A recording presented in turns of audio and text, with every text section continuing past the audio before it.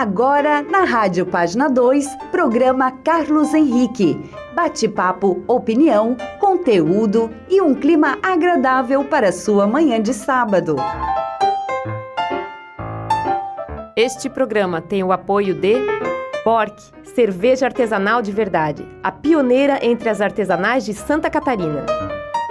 Dalfovo, arroz tem que ser Dalfovo, tradição e qualidade na sua mesa. Marconcini, cuidando de você. Em tempos de crise, jamais abra mão do seguro contra terceiros. Labotim, exames laboratoriais, tudo por amor à vida. Sicoob Eurovale, maior, mais forte para você. Seja um cooperado da Sicoob Eurovale. Molas Marchetti, conceito de qualidade e segurança. Medical Core, cuide bem de quem bate por você. Excelência em cardiologia. Unifique, a tecnologia nos conecta. Conecte-se já.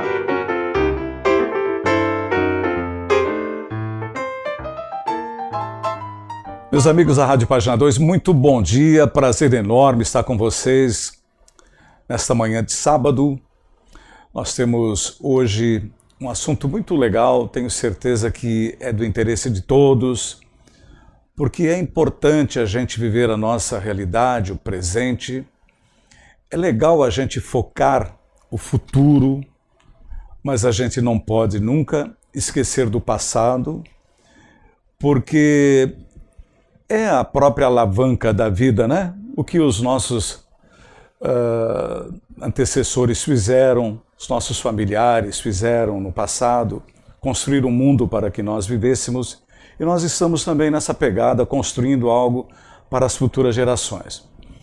Eu tenho muito respeito aos antepassados, às velhas gerações, construíram uma região fantástica, muito rica, muito promissora ainda, que é o Vale do Itajaí, em meio a tantos desafios, a tantas provações.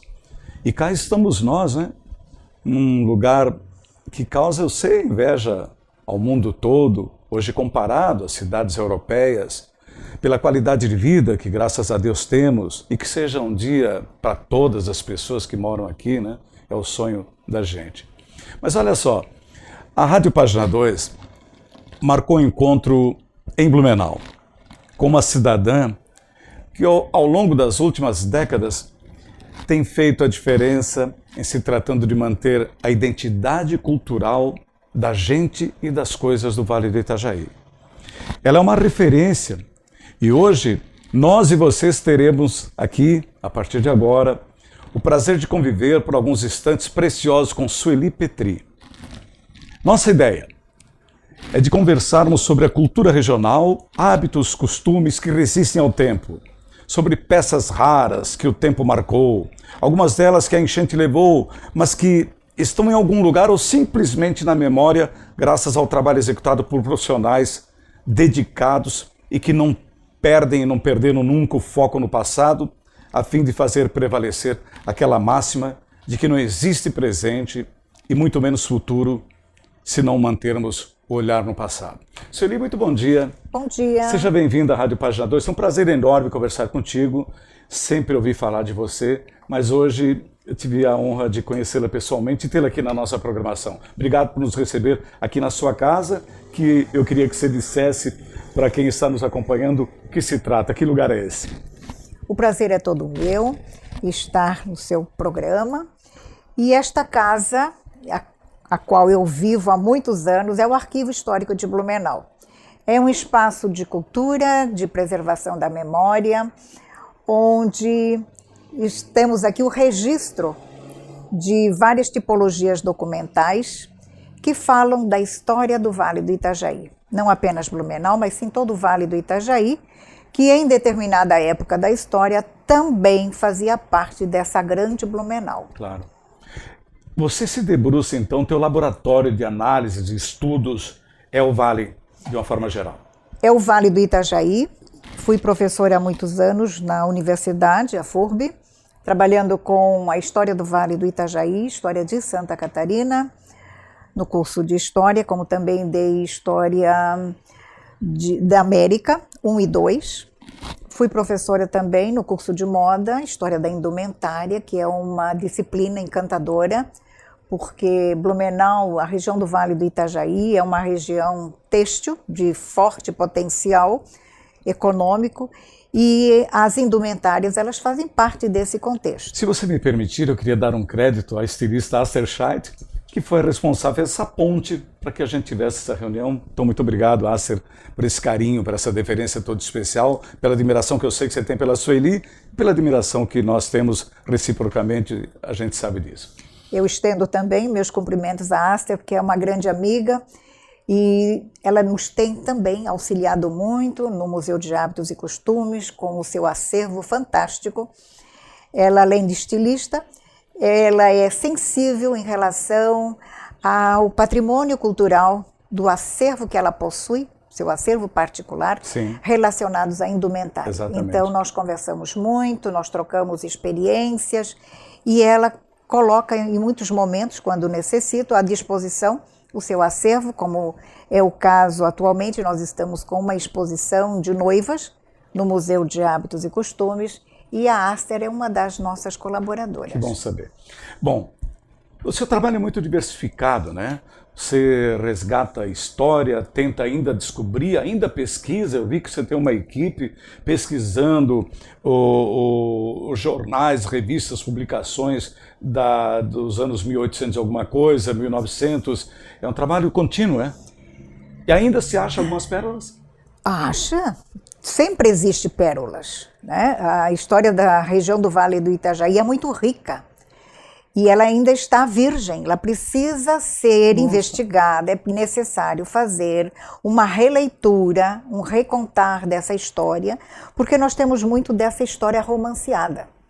Nós temos que entrar mais profundamente na documentação para dar um outro olhar nessa documentação existente que está sendo revelada através dos nossos tradutores, através das pesquisas, através das documentações que vêm chegando ao arquivo. E nós viemos de uma história nada agradável, que foi a perda dos documentos da memória da cidade de mais de 100 anos, de 1850 a 1956. Enchentes e incêndios, né? Os dois extremos, né? Inicialmente, além das enchentes, que são contínuas, mas também o grande incêndio que ocorreu em 58 no prédio da prefeitura da época, né, que hoje é a sede da Fundação Cultural. Então imagine, perder mais de 100 e poucos anos de documentos da vida administrativa, e hoje nós temos uma procura imensa por parte da juventude, principalmente, que querem fazer a sua cidadania ou alemã, ou italiana, austríaca, e essas fontes documentais estão dificultadas justamente pela queima do livro de registro de entrada de imigrantes. Olha. Então, já que nós viemos de uma história de perda de documentos, que são de vital importância para a comunidade, o que nós estamos fazendo? Com o apoio da comunidade evangélica luterana, da Igreja Católica, nós temos, então, feito todo um fichamento dos livros de registro de óbito, nascimento, casamento. Estão organizados por pessoas que o fizeram voluntariamente. Blumenau tem esse quid de importância das pessoas estarem conscientes em preservar as suas memórias, e nós temos, assim, a colaboração de muitos voluntários. E nós temos o seu curso Echtebau, que fez toda a transcrição e cruzou as informações dos livros de registro, óbito, nascimento, e isso nos tem permitido atender às demandas das pessoas que querem a dupla cidadania. Quase um milagre, né? Diante da perda, né, material. E esta senhora que o senhor conheceu aí, que falou sobre os jornais, também é uma voluntária que está conosco. Depois a gente vai esmiuçar um pouco isso, porque nós chegamos aqui e vimos uma tradutora. Certo. É impressionante, ela se debruça sobre letras góticas, o alemão da época, né? Então é dessa forma que se vem reconstruindo fragmentos da história da cidade. E você estabeleceu a ponte que eu me referi aqui entre o passado e o futuro, porque os jovens querem cidadania, mas precisam da história para se projetar lá na frente. Exatamente. Perfeito isso, né? Então, é essa relação, que é a história. Muito a legal. história é, através do passado, nos permite visualizar um presente e prever para o futuro. Então, essa é a nossa entrevistada. Só quero dar mais alguns detalhes aqui. A professora, historiadora Sueli Maria Vanzuita Petri nasceu no Varno, que é um bairro de Indaial, e que tinha uma estação de trem. Seu pai era ferroviário. E ela possui graduação em História pela Universidade do Vale do Itajaí, mestrado em História do Brasil pela UFSC, Universidade Federal de Santa Catarina. Atualmente ela é diretora do Patrimônio Histórico Museológico da Fundação Cultural de Blumenau, professora titular da FURB, possui experiência na área de História, com ênfase em História Latino-Americana, que legal, atuando principalmente nos seguintes temas: História, ela já se referiu, usos e costumes, colonização, tradição e moda. Essa conversa está apenas começando aqui na PG2 nesse sábado e ela vai adiante. Espero que vocês estejam gostando. Eu particularmente gosto muito desse tema e continua com a gente, tá bom? Meus amigos, final de semana, vocês que não são daqui de Timbó, mas que moram no Vale do Itajaí, em outros lugares do estado, queria convidá-los para visitar a nossa cidade. Uma cidade bem interessante, com seus 40 mil habitantes, potencial econômico muito forte. Tem hoje um roteiro gastronômico bastante interessante, nossos parques estão bacanas demais, ciclovias interligando todas as ruas, Parque Central, o Parque Henri Paul, são atrativos como o Morro Azul, como o Jardim Botânico. Venha passar um final de semana em Timbó, conhecer um pouquinho mais da chamada Pérola do Vale. Timbó, uma cidade para todos.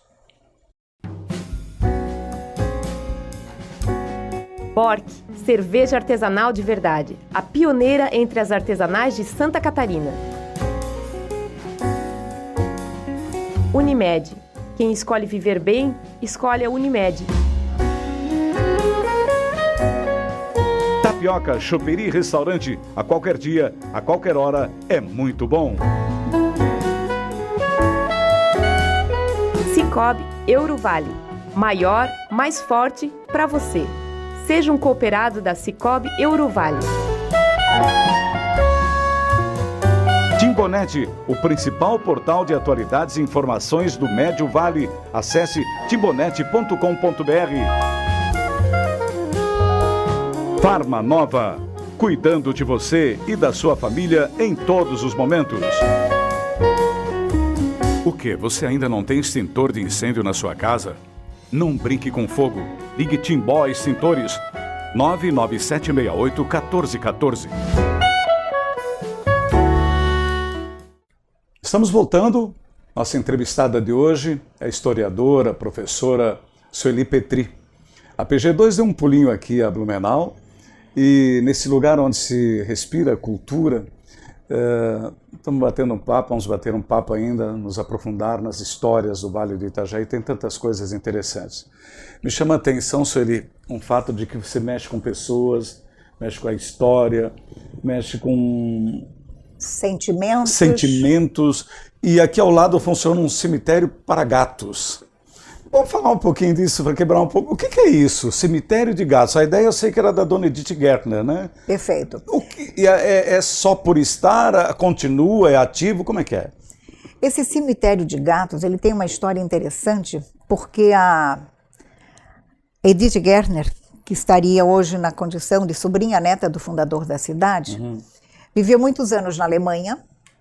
Lá ele dedicou-se às artes cênicas, já que a mãe dela, a dona Rose, foi a fundadora do teatro em Blumenau. Olha. E ao retornar para o Brasil, para Blumenau, na década dos anos 20, para cuidar de dois irmãos, que como ela eram solteiros, e estavam necessitando de cuidados, ela então veio para dedicar-se a esses dois irmãos. E ela, vindo da Europa, década de 20, uma Blumenau provinciana, se hoje muitos ainda acham que ela é provinciana, imagine nos anos 20. Pois é. Vindo de um mundo das artes. Então, o que acontece? ela se fecha nesse mundinho do Horto, onde nós estamos aqui no Centro Histórico de Blumenau.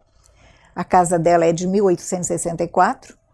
O pai foi cônsul, foi sobrinho do fundador, ela tem toda uma história. Ela então passava os seus dias dedicado à sua casa, aos cuidados dos irmãos, e o tempo, como hoje nós gostamos tanto, as famílias levam seus cachorrinhos, os seus gatos para suas casas, cuidam mais do que um humano, né? São como se fossem filhos. Sim. Isso hoje em dia é comum. E a Edith, eu diria que foi uma das primeiras preservacionistas na área de manter viva não apenas a parte do meio ambiente, que ela era uma cuidadora no Parque do Horto Botânico, que leva o seu nome, mas também ela tinha um amor muito grande aos animais, preferencialmente aos gatos. Ela tinha papagaio, ela tinha cachorros, ela tinha uma série de outros animais, mas os gatos foram a sua preferência. Sim.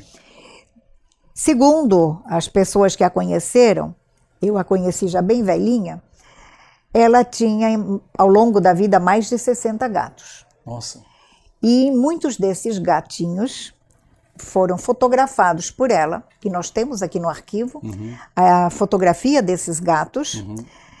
E quando ela falece, em 1967, o José Ferreira da Silva, que era o diretor da Biblioteca Pública, e também passou Grande agora também, né? a idealizar o Museu da Família Colonial, aproveitou-se desse momento onde eram enterrados esses gatos lá do fundo do horto e criou o cemitério de gatos. Intencionalmente, a Edith já vinha fazendo isto, os enterrando lá no fundo, né? E o Ferreira, então, seleciona 9 daqueles enterramentos e nasce, então, o cemitério de gatos.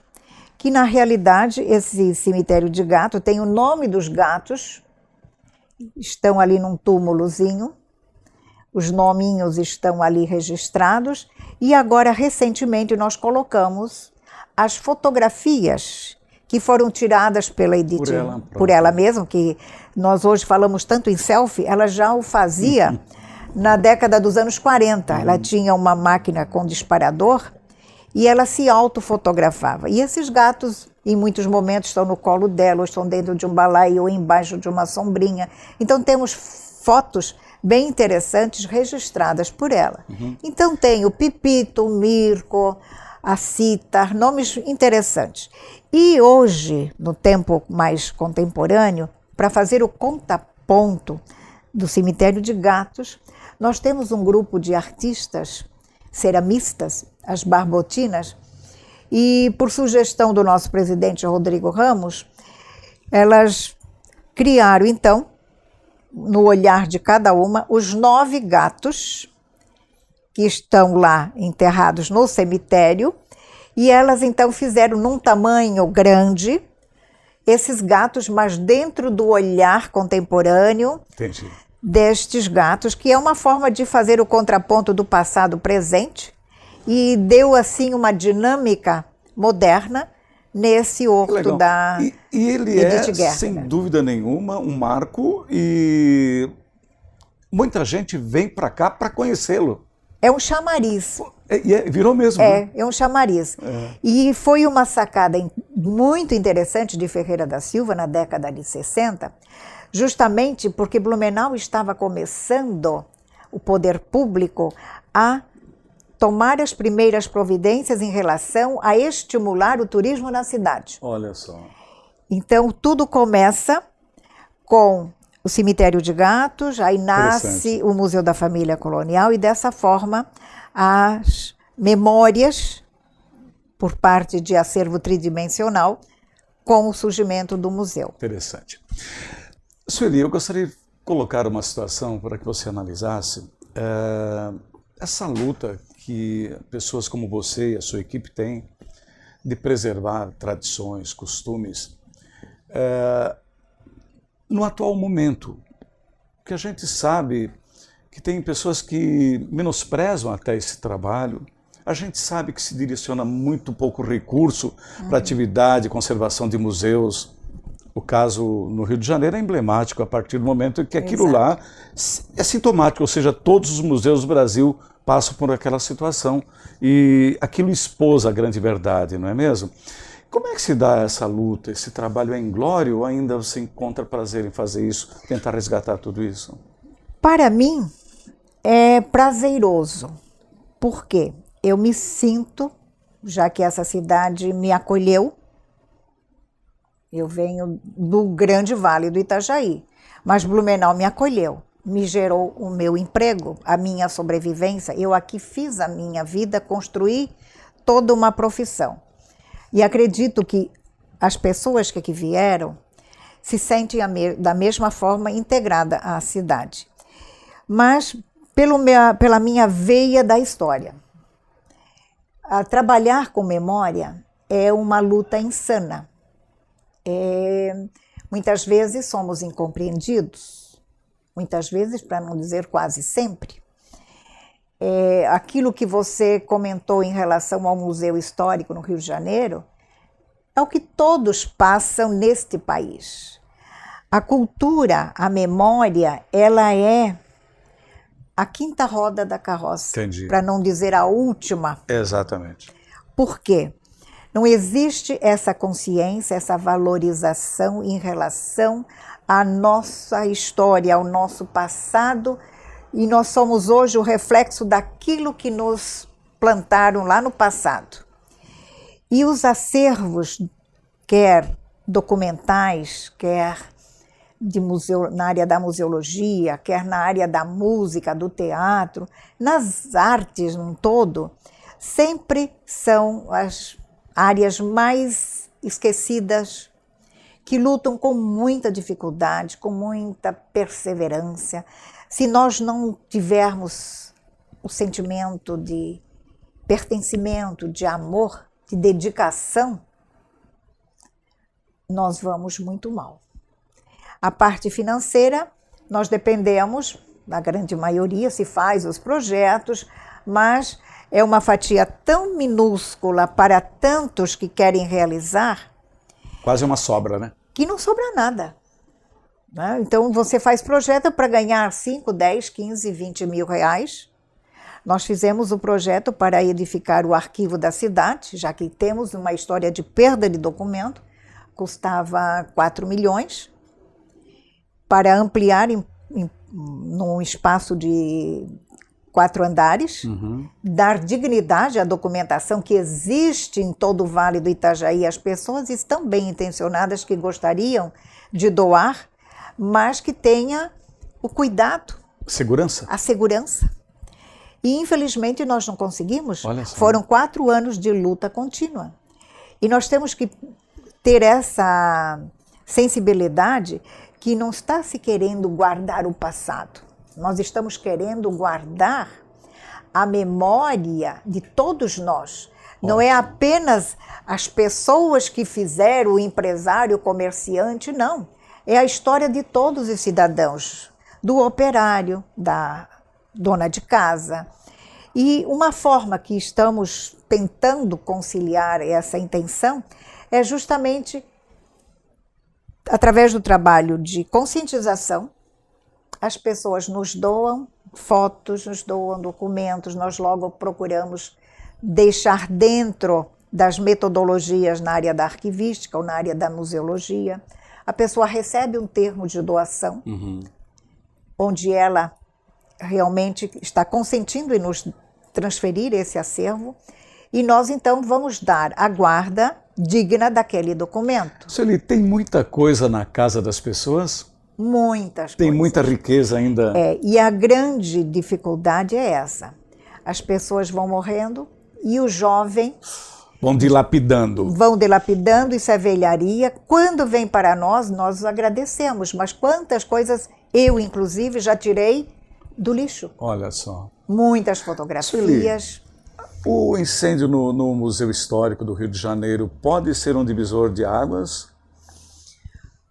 Olha, gostaríamos que fosse, mas até agora Não, né? só estamos na expectativa. O que aconteceu foi uma mexida no Brasil inteiro, e isso nós também sentimos isso na cidade, onde houve aquela preocupação. Vocês estão com os seus extintores, vocês têm segurança, sim. Entende? Mas ninguém nos permite ou nos vem com um projeto, olha, eu vou ajudar vocês. Pode ser uma reação momentosa, né? E Exatamente. morrer por aí mesmo. É o que está acontecendo. Já está caindo no esquecimento, infelizmente. Uma pena, né? É. E isso não é somente regional, não. Nós até em Santa Catarina, nós temos muitos museus. Blumenau é a segunda cidade do estado que tem. Nós estamos com 14 museus. Recentemente abriu um agora da memória funerária. Interessante. Da funerária Haas, que está celebrando este ano 100 anos. E esses nossos museus, eles estão, de certa forma, sendo bem cuidados. Mas nos falta museólogos, nos falta pessoal com conhecimento técnico, mas isso é geral. Nesse mundo virtual altamente tecnológico, que avança muito rápido, ele voa, literalmente, né? Até quando a gente vai poder manter as tradições? Este é o grande desafio. A nossa juventude hoje está mais no clicar. Os nossos pesquisadores, né, dependendo da área que ele vem, ele não pede mais o documento. Vocês têm digitalizado? Mas até chegarmos no nível da digitalização, você precisa ter os equipamentos, você precisa ter um pessoal para realizar. Um exemplo claro, nós estamos com a revista Blumenau em Cadernos, que é uma revista regional de história, memória, de 60 anos. Continua? Continua, graças a Deus, com muito esforço, com muito trabalho. Eu imagino. Ela está sendo digitalizada, já está toda digitalizada, já está acessada.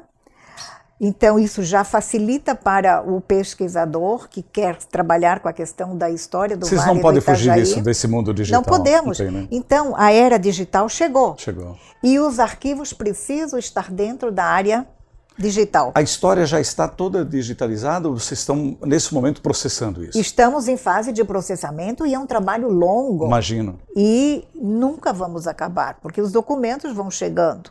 Mas tem o cérebro problema.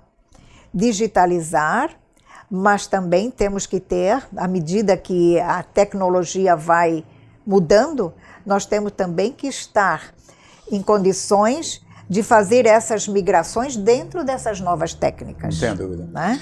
E no momento em que as livrarias vão desaparecendo no Brasil, vocês estão atentos ao noticiário, né? A gente vê as barganhando, pedindo, sim, grandes miserando, editoras, né? fechando, né? Outras fechando. É um momento difícil de manter a cultura, né? Então, é uma conversa muito séria que a gente está tendo aqui com a Sueli Petri, nossa professora, historiadora das coisas do Vale do Itajaí, e a PG2 quer ir adiante, temos mais conversa nesse sentido, fazer um rápido intervalo e a gente já volta, tá bom?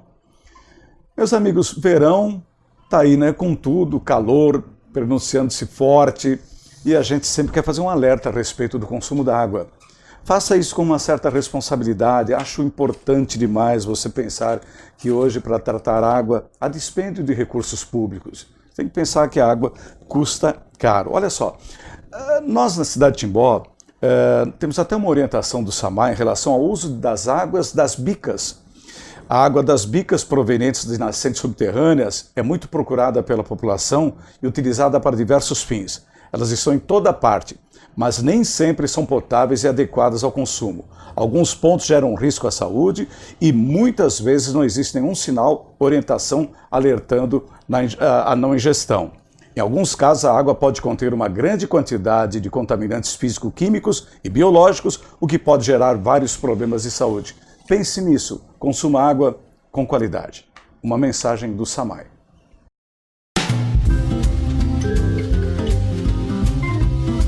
Linson, marca de valor e confiança em implementos rodoviários em todo o Brasil. De Krieger, o ponto certo da moda do Médio Vale do Itajaí para toda a família. Labotim, exames laboratoriais, tudo por amor à vida. Dalfovo, arroz tem que ser Dalfovo, tradição e qualidade na sua mesa. Marcel Alexandre, moda masculina para todos os momentos do dia. Krambeck, referência na distribuição de peças no Vale do Itajaí desde 1962. Couto Dedetizadora, segurança e qualidade no controle de pragas.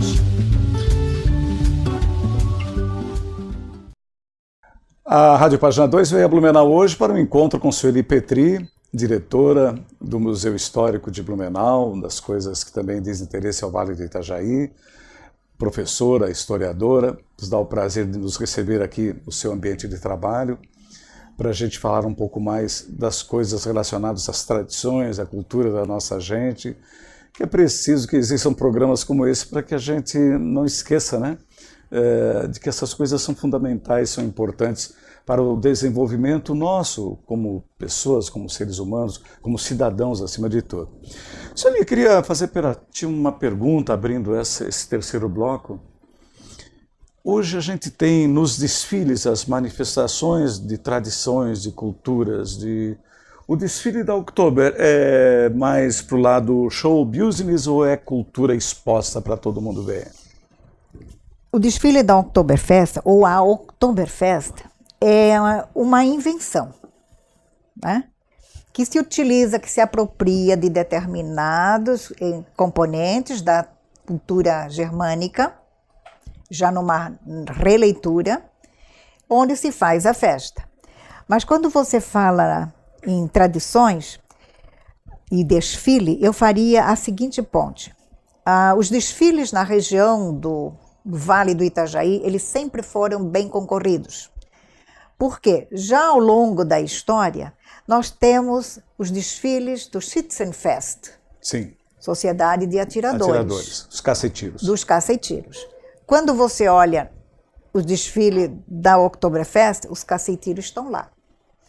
Mas os cacetiros estão lá já despojado daquela manifestação cultural de épocas passadas.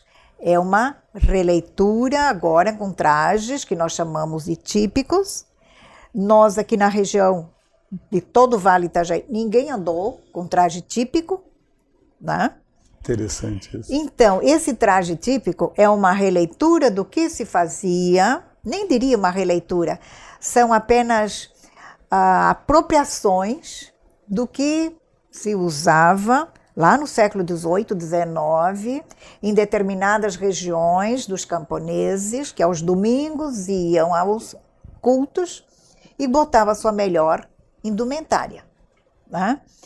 Então, com o passar do tempo, né, quando vem a festa, então nós temos como decorrência das primeiras festas de outubro aqui, quando se organizaram os desfiles, eu participo dos desfiles desde o primeiro, e quando se pensou em fazer o desfile da Oktoberfest, no primeiro dele, de 84, as ideias, como é que vamos fazer? Então se utilizou das informações do desfile do centenário de Blumenau para fazer algumas referências voltando à memória da cidade. Ao passar do tempo, ele vai ganhando outra formatação. E em decorrência também da Oktoberfest, nasceu os grupos folclóricos. Porque nós não tínhamos grupos folclóricos que davam, que tinham toda essa característica dos grupos de hoje, que estão presentes no desfile.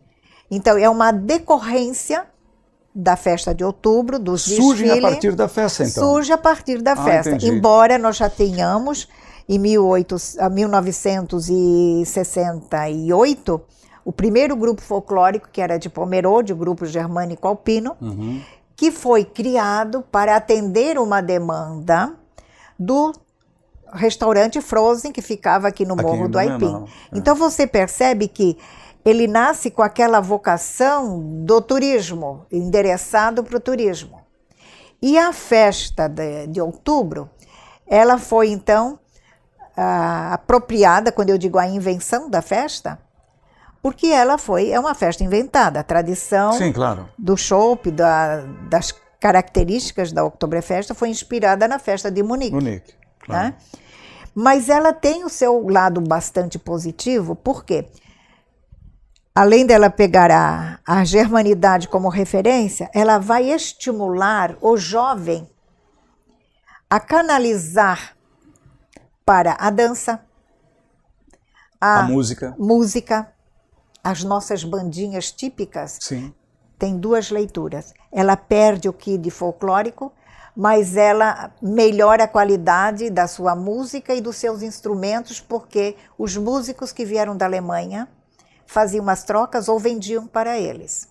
Então, houve um melhoramento nesse sentido. Aliás, o que estamos tocando bem aqui depois que os alemães vieram. Exatamente, né? A competição Sim, para poder tocar na festa. Qualificou o nosso músico, né? Então, a festa, ao longo do Verdade. tempo, ele vai adquirindo umas nuances, os incrementos, equipamentos diferenciados. Mas ela não deixa de ter aspectos das manifestações Quer dizer, culturais. é melhor que tenha, então. Exatamente. Num outro lado, a questão envolvendo a arquitetura, né? A gente vai perdendo muito a identidade, prédios são tombados, mas a gente sabe que não há recursos para isso, e na necessidade da família, de repente, derrubam mesmo, né? E vai perdendo a característica, a sua linha. Eu lembro, faz um tempo considerável, talvez umas 3 décadas atrás ou mais, que numa incursão aqui pela cidade, o Burle Marx fez um comentário criticando muito esse modelo em Chaimel das nossas construções. Da natureza. Ele chamou de aborto da natureza, é verdade. Exato. E ele que construiu um jardim suspenso na companhia aérea, que está lá para todo mundo ver, que é muito bonito. Mas o que representou aquela fala e o que aconteceu de lá para cá em relação à manutenção dessa arquitetura que chamava a atenção e chama a atenção? O que ocorre é o seguinte, lá na década de 70, tudo em função do turismo. Sempre temos que pensar, Verdade, né? O turismo é que está em evidência, ele precisa vender a cidade para ter, né, a terceira força da Sim, economia. Certo. E o visitante, quando vem a uma cidade de origem alemã, ele quer ver o diferencial.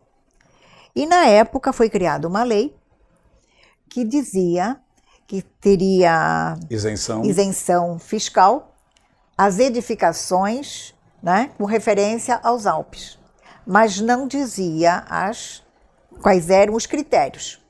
E aí nasceu então as edificações normal e apenas colocava-se as traves de madeira, a fachada externa. E é evidente tipo cenário de cinema. Um cenário de cinema. E Blumenau se transformou em determinadas casas comerciais, os cenários de cinema, inclusive com florzinhas na floreira e plástico. Tudo isso gerou críticas. E nós temos aqui no arquivo muitos jornais alemães, de jornalistas que vinham para cá e ficavam horrorizados. Né? Horrorizados com relação a isso. Mas isso, aos poucos, isso vai se diluindo, já não é tão forte como foi nos anos 70, 80.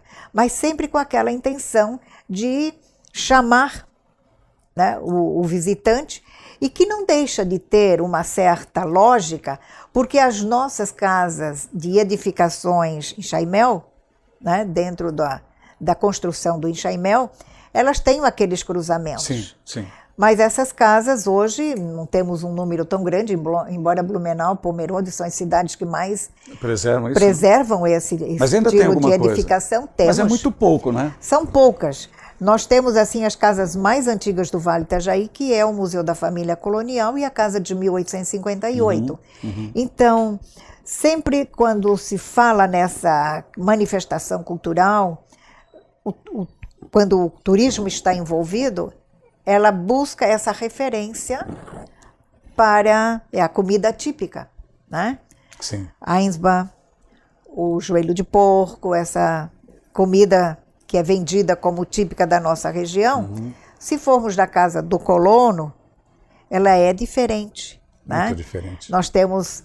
Então, nós temos ali no prato típico aquele purezinho de maçã. Sim. A nossa região não tem maçã. Não tem mais. Então, são composições que se cria buscando aquela referência Isso lá. faz a gente refletir, de certa Sim, forma. e nós com não pouco nos de refletimos. tristeza até, né? Porque... Eu não diria tristeza, Não? mas eu diria a criatividade que se utiliza para vender o produto. Sim, entendi. Entendo? Entendi. Não é que eu estou a favor ou a Não, eu desfavor. entendi. Mas é a forma como se vende a Vila Germânica. Né? Sim. Olha o nome, Vila Germânica. E os nossos casarões que fizeram história, onde Pois estão? onde estão? Né? Então aí é o contraponto do passado sendo Aí reside um pouco de esquecido. tristeza, né? Aí De nesse fato. ponto a gente realmente fica triste. O que vocês fazem? Eu quero associar essa pergunta, por exemplo, nós todos somos convidados diante da modernidade, do futuro, a nos repaginar com frequência. Certo. O que vocês fazem para manter atrativo um museu? Nos Tem que ser muito criativo, né? Temos que ser criativos e uma forma de estimular a visita, nós fazemos roteiros culturais na rua, vamos com o microfone, convidamos as Vocês pessoas. vão para a rua? Nós vamos à rua. Lembrando o nosso poetinha Lindolfo Bell. E falamos dos nossos casarões. Temos personagens que representam os moradores da casa. Que legal. Conta-se a história. No cemitério de gato nós temos gatinhos que se apresentam também, sempre estimulando a criança. Tem dado certo? Tem dado certo porque é ela que traz os pais. E essa caminhada cultural que nós fazemos 2 vezes ao ano também tem surtido grande efeito. Com o apoio da Secretaria de Planejamento da Prefeitura, vem a arquiteta, nós vamos com o conhecimento da história e falamos da Rua 15 de Novembro, contextualizando a sua história, falamos dos casarões e sempre existe um personagem em determinado ponto, na escadaria da igreja.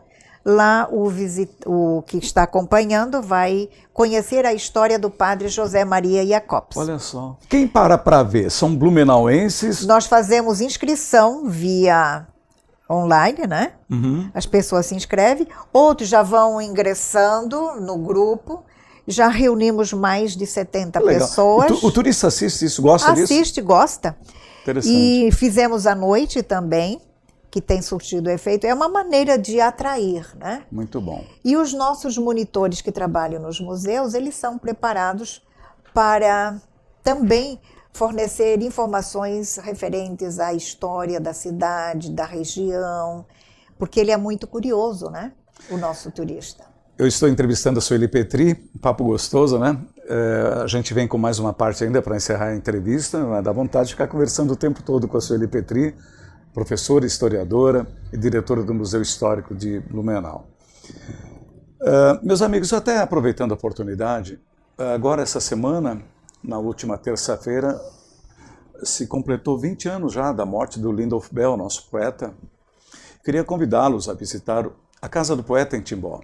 Vale muito a pena. Um acervo maravilhoso, de histórias incríveis. Vocês precisam conhecer. E nessa pegada, já que estamos falando de história, queria conclamá-los também a visitar nosso Museu Histórico no centro, o Museu da Música, que naquele estilo é um dos únicos na América Latina, há quem diga que talvez seja até o único naquela performance. Então fica aqui o convite para que vocês, ao visitarem Timbó, conheçam esse roteiro de cultura, não deixando de visitar a Casa do Poeta, os nossos museus, que ficam sempre abertos hoje, sábado, amanhã, domingo. Aproveitem. Timbó é uma cidade para todos. Calhas Timbó, tecnologia e muita qualidade.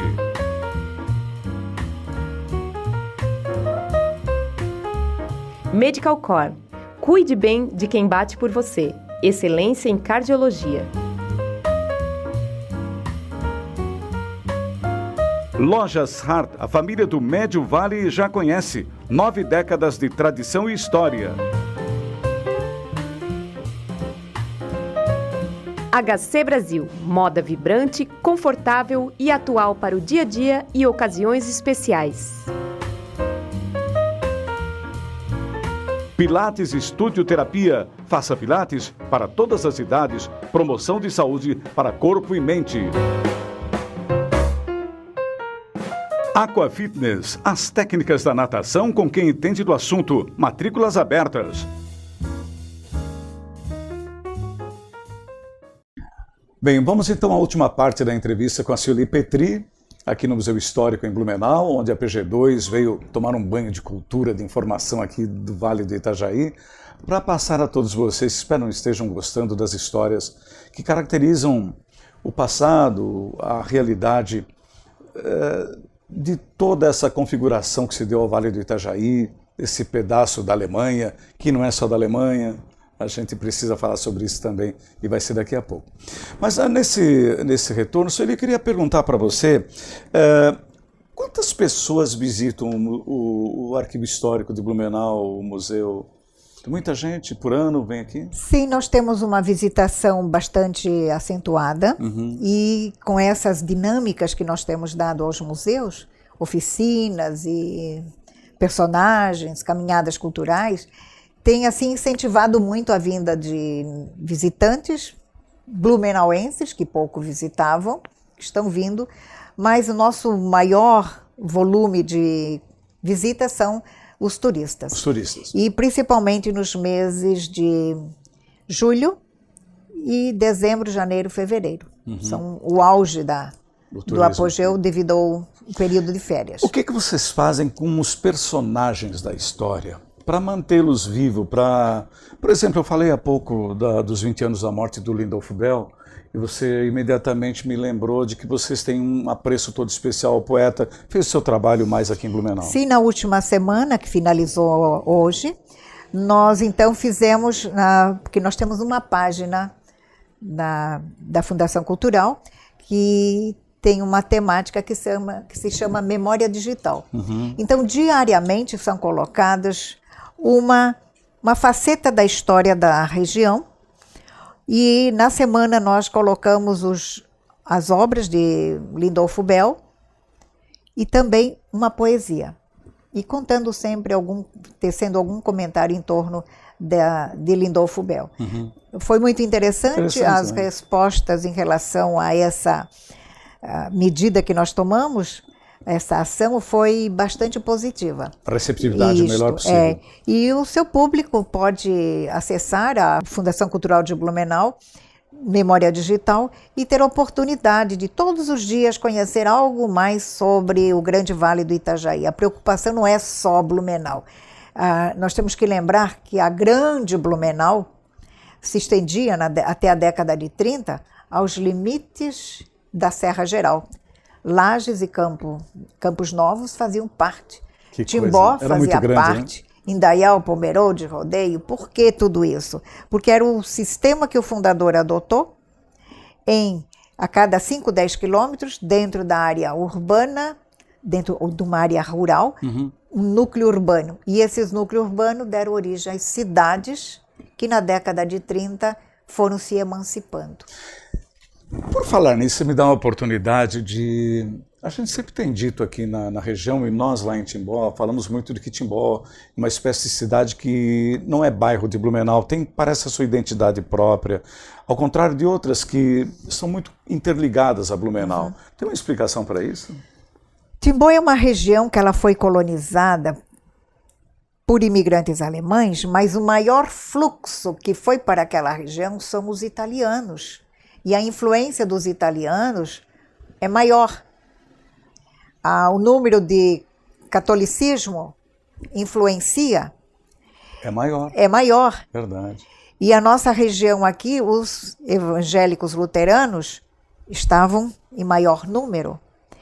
E pelo fato também de Timbó, Rodeio, Ascurra, aquela região já estar mais distanciada da BR-470, ela tem a sua individualidade. Então, são cidades que particularmente têm o seu perfil próprio. tem o seu desenvolvimento econômico, Entendi. tem as suas vivências, os seus hábitos, os seus costumes, de certa forma, tem a influência da grande Blumenau, Entendi. mas ela tem a sua personalidade própria. Mesmo que esteja só a 30 quilômetros de distância. Exatamente. Impressionante isso aí, É. né? Ô, Sueli, como é que vocês lidam com situações polêmicas, por exemplo? O que o arquivo tem de, por exemplo, material ligado à escravidão e ligado ao nazismo? Tem muita procura para pesquisa, esse tipo de coisa ou não? É um assunto que está sempre em evidência, né? Está sempre em evidência. Sempre em evidência. Essa questão da escravidão, sempre se comenta, Blumenau não era escravocrata, mas ele fez uso da mão de obra nos primeiros tempos, de 9 escravos, mas que logo fugiram. O próprio primeiro administrador, após o doutor Blumenau ir embora em definitivo para a Alemanha, José Henrique Flores, trouxe também 6 escravos libertos. Então, a presença do negro na nossa região, ela sempre esteve presente na edificação da ferrovia, no porto, mas ela não está evidenciada de uma forma tão forte em relação a outros grupos que aqui vieram, né? Que aqui se fixaram. Mas ela não é tão expressiva, não. E em relação ao nazismo, dizer que não houve aqui o partido nazista, eu estaria omitindo uma verdade. Tem fotos que comprovam, né? Temos as fotos, temos documentos, temos livros, temos jornais. Ela teve a sua presença e, de certa forma, ela também tinha pessoas que faziam parte do grupo do nazismo, do partido que aqui existia, e que sempre criou aquele sensacionalismo, né, das pessoas, e ainda hoje querem que se fale, que se retrate como era esse momento. Não se gosta de falar disso? Não, porque ela tem muitos traumas, ela deixou muitos traumas. Na época da nacionalização, a maneira como a nacionalização foi feita de forma tão radical, as pessoas que não eram do nazi eram do integralismo, e o integralismo foi confundido com pessoas simpáticas ao nazismo, e isso gerou um período bastante conturbado. Vem a guerra, aí há as perseguições, e naturalmente muitos traumas causaram. Por quê? Jornais editados em língua alemã, as escolas, os cemitérios onde tinham as lápides em alemão, tudo isso foi proibido e tinha que passar para o português, ser traduzido, né? Então, a velha guarda ainda tem os seus traumas. A juventude de hoje já não se manifesta tão profundamente. Mas isso é tudo material de pesquisa ainda? Todos o que chega para nós é material de pesquisa. Não se esqueça que nós perdemos um incêndio. E o que existe nas mãos... Tudo é bem-vindo, né, Sueli? Exatamente. E o que está nas mãos das famílias, elas também têm os seus temores, porque elas não querem ser taxadas que lá no passado eram os pais ou os avós foram do partido. A nossa prezadíssima Asserscheid, ela colocou até uma questão para que eu perguntasse para ti, que representou o falecimento da dona Ellen Vollmer, que contribuía muito, e como é que é feita essa doação para o museu, como é que as pessoas colocam aqui por um tempo, retiram, assinam um termo, ou vocês compram, como é que é isso? A dona Ellen Vollmer, que até o momento nós não falamos dela, é uma grande benemérita da cidade. Ela teve a preocupação em juntar Só deixa eu fazer um registro, me permita. Não. Ela é mãe do Gunnar Vollmer, que foi um automobilista famoso por aqui, então só para talvez outras gerações identifiquem melhor. Exato. E ela foi proprietária, ou grande acionista, da Mafisa. E a dona Ellen, ela, depois que aposentou-se, com o fechamento da Mafisa, ela tinha que ter uma ocupação. Ela era uma mulher altamente dinâmica, elétrica, né? Com uma cultura muito grande, ela viajava muito para o exterior, e a dona Ellen tinha aquela sensibilidade de preservar, de guardar aspectos, peças, acervos de famílias. Falecia alguém, a dona Ellen já estava lá recolhendo calçados, chapéus, meias, indumentárias, coisa. toda espécie de acervos que ela imaginava, recolhia, identificava, colocava o nome de quem recebeu, em que momento, aquela peça era de que época. E assim ela foi juntando esse acervo todo, seu particular, guardando na sua casa, em malas. E quando ela vendeu a sua propriedade, que hoje é aquele espaço onde está o Giasse, ela precisou se desfazer desses bens.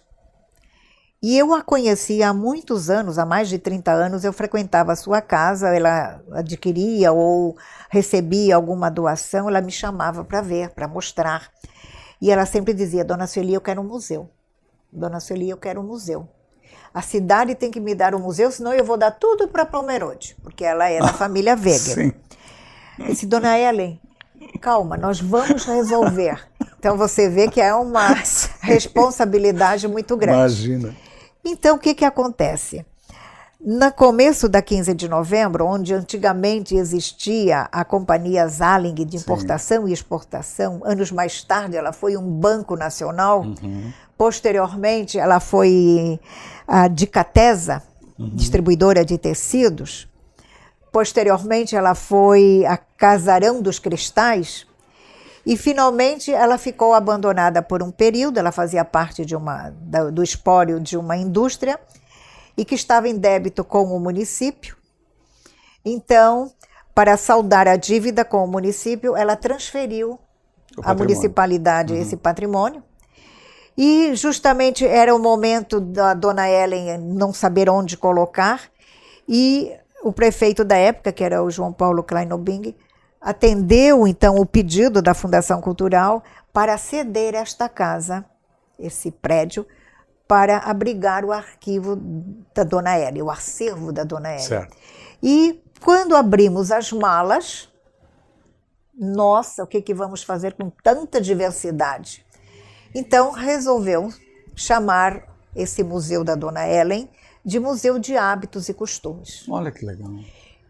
E para fazer todo o trabalho de restauração, já que é um casarão antigo, o seu Van der Weg foi assim o anjo que entrou na nossa vida, da Fundação Cultural, investiu mais de R$1 milhão, adequou esse espaço para transformar então no museu dentro dos padrões da modernidade, e hoje é um lugar de visitação bastante visitado pela sua particularidade. Que legal.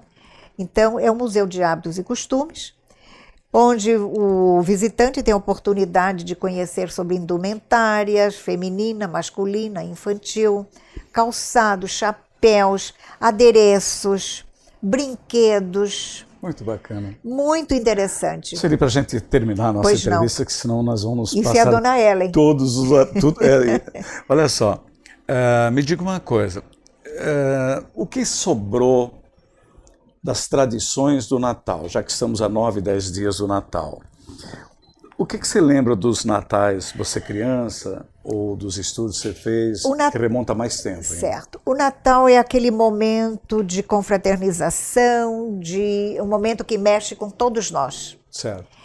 E os natais do passado estão muito alterados, muito modificados. Aquela árvore de Natal com aquele cheirinho gostoso que só era decorado no dia 24. Só no dia 24. No dia 24. Também na minha casa era assim. Trancado na sala, ninguém podia entrar, só os pais que decoravam a casa, né?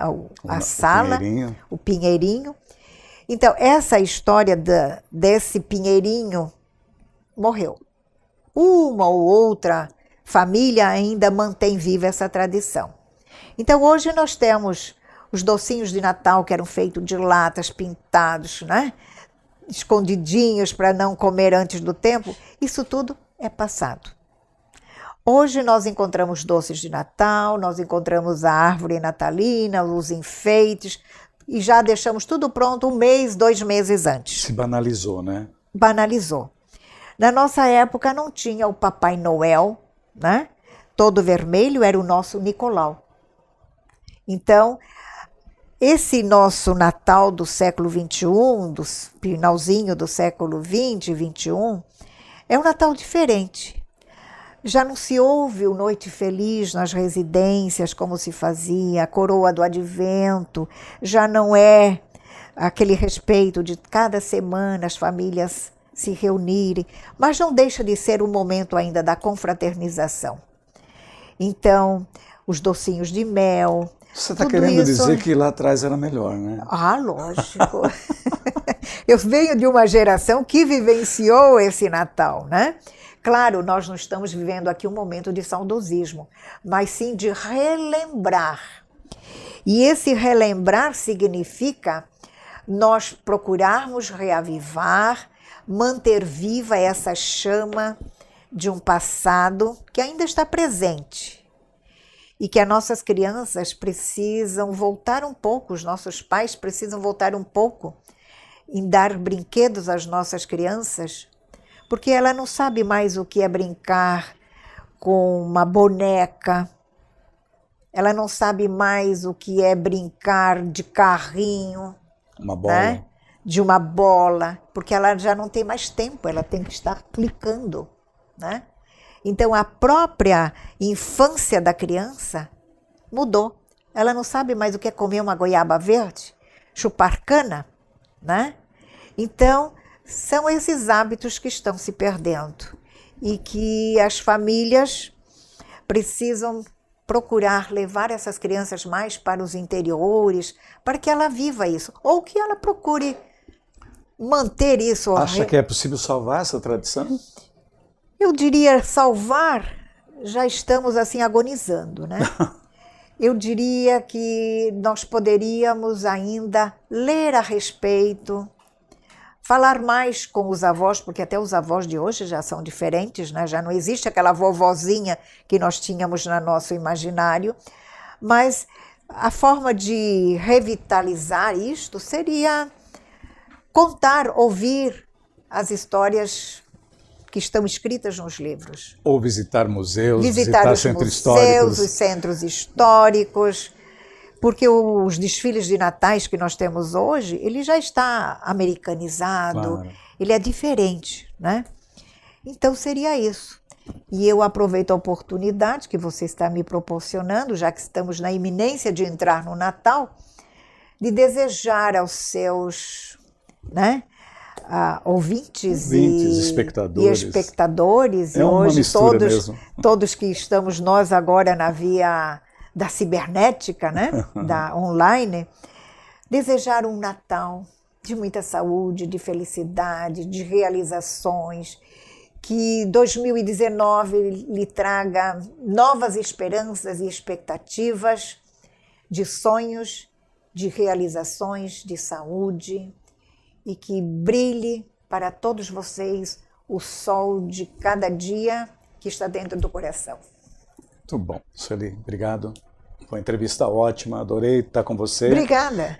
Foi bom vir aqui conhecer um pouco do trabalho dessa historiadora, de uma equipe muito dinâmica e muito compenetrada e compromissada em manter viva a história, de certa forma, para que não se perca toda essa beleza, né, que foi retratada aqui em alguns minutos, da forma como viviam nossos antepassados, nossos ancestrais, da forma como se construiu todo esse lugar, esse Vale do Itajaí, que nós gostamos tanto.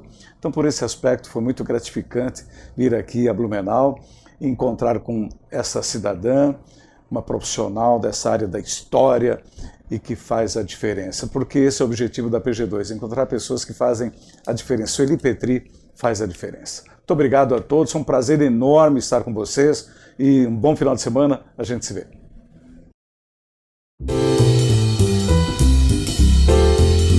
Instituto Vidas, excelência em qualidade, levando a saúde para mais perto de você. Gluck Contabilidade, dinamismo e experiência, uma das mais competentes equipes de contabilistas da região. Marconcini, cuidando de você. Em tempos de crise, jamais abra mão do seguro contra terceiros. Sacolão JK, boa procedência e muita qualidade em frutas e verduras. T-Flash. Precisou? É urgente? Chame T-Flash. Entrega com rapidez e segurança. Unifique. A tecnologia nos conecta. Conecte-se já.